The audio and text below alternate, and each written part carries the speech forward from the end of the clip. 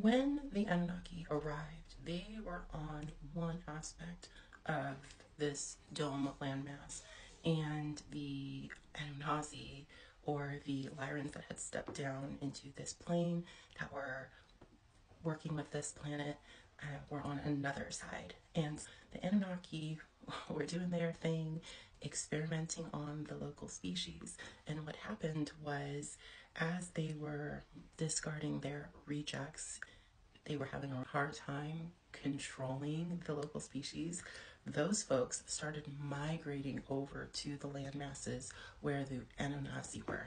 And of course, they had problems. They had lots and lots of fighting and wars, and the Anuhazi fought the Anunnaki and all of their human experiments, if you will.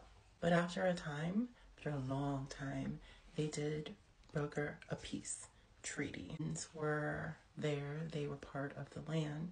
The Anuhazi and the elementals, that we think of them, retreated into certain areas of our world, dimensional spaces that humans, or the men that were there, could not access.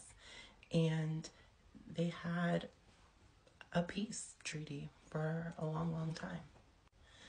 And after a while, those humans that continued to pass down generations embraced what they had learned from both cultures. They embraced the ways of the Anuhazi and all the things that they had learned from nature and working with the elementals and communicating with the other beings of this land. Because remember, they weren't just the only ones. There were the giants and the jinn and all kinds of other beings that we think of as mythical.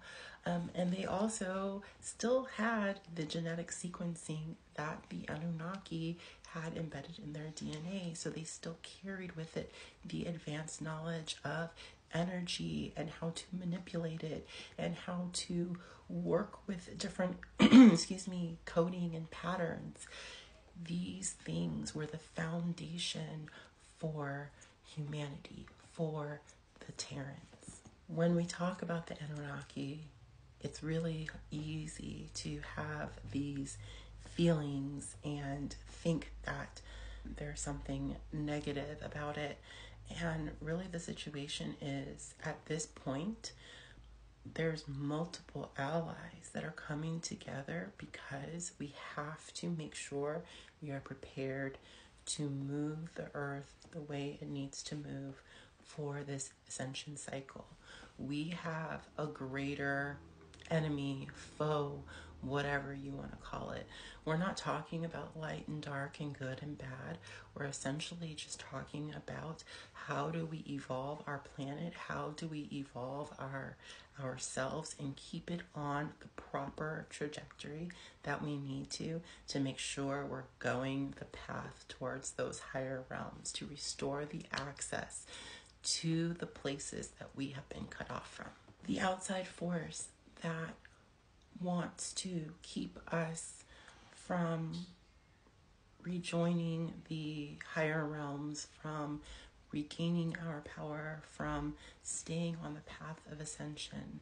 They have their own agenda, and they have been following the Lyrans and other beings for far longer than any of us can comprehend.